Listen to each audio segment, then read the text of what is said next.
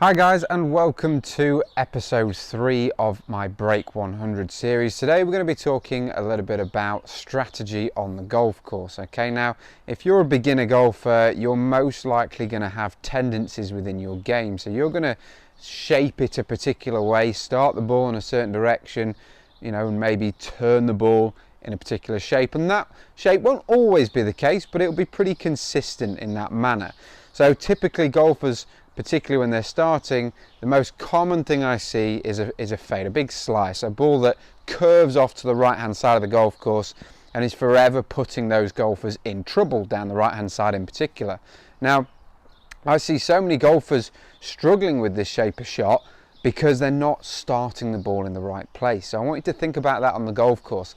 Think about where the trouble is. When you're stood on that tee box, if there's water down the right hand side and you're someone who hits this slice, okay, don't try and aim down the middle and hope that you're going to hit a straight shot, okay, because that is your tendency. That swing path, if you like, that causes your slice is going to cause the ball to fade, okay, it's going to cause the ball to turn that way.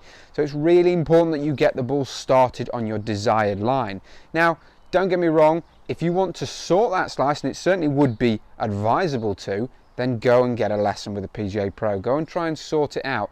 The time for changing things like that within your golf swing is on the driving range through coaching and practice, not when you're out on the golf course and just hoping for the best. So when you're on the golf course, it's really important you play with what you've got. And if you have got a predictable shape, whether it be a slice or a hook, okay, you need to learn to play with it. So think about where you need to start the ball.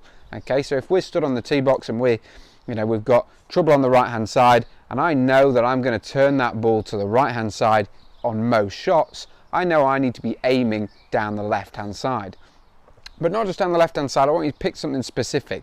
Pick something specifically that you want to aim at. Okay, this is something that will really help you golf, especially if you're at that mark, which if you're watching this series you will be, where you're looking to break 100. We're not looking to kind of give you the perfect swing at this stage. We're just looking to keep making small improvements. And if you want instant improvements on the golf course, thinking about that start direction is massively important.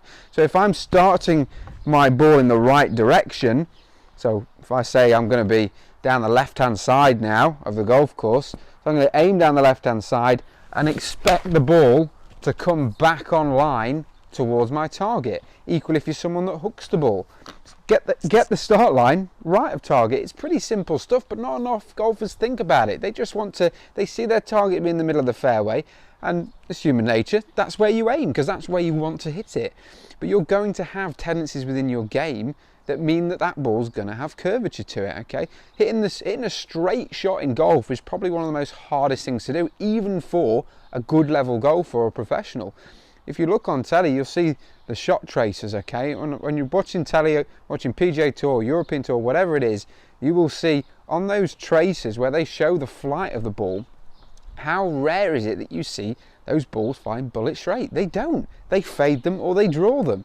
They turn it either left to right or right to left because it's much easier to shape the ball and go with your natural shot shape than it is to try and play a dead straight shot. It's as simple as that. Yet so many amateurs, particularly beginner golfers, are always trying to play straight shots. So think about your tendency. Think about where you generally spray the ball, and then think about where you've got to start your ball to get it finishing on line. Now, obviously you need to understand that your tendencies are going to change based on the elements. So if it's windy and we've got a left to right wind and we're a golfer who slices it, that slice is going to be made greater. So we're going to have to aim even further left now to get the ball in play. And this isn't just the case off the tee, it's also the case when you're playing your approach shots into the green.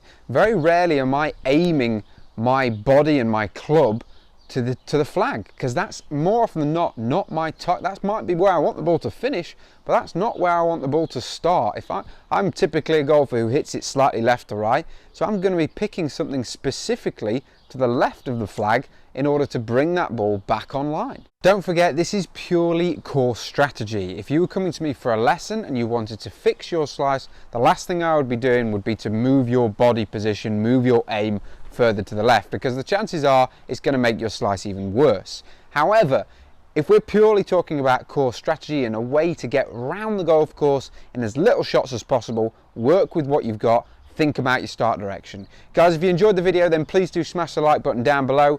If you haven't already, make sure you subscribe to the channel so you don't miss any future golf related content. If you have any questions, feel free to put them down in the comment section below, and I shall see you next week for episode 4.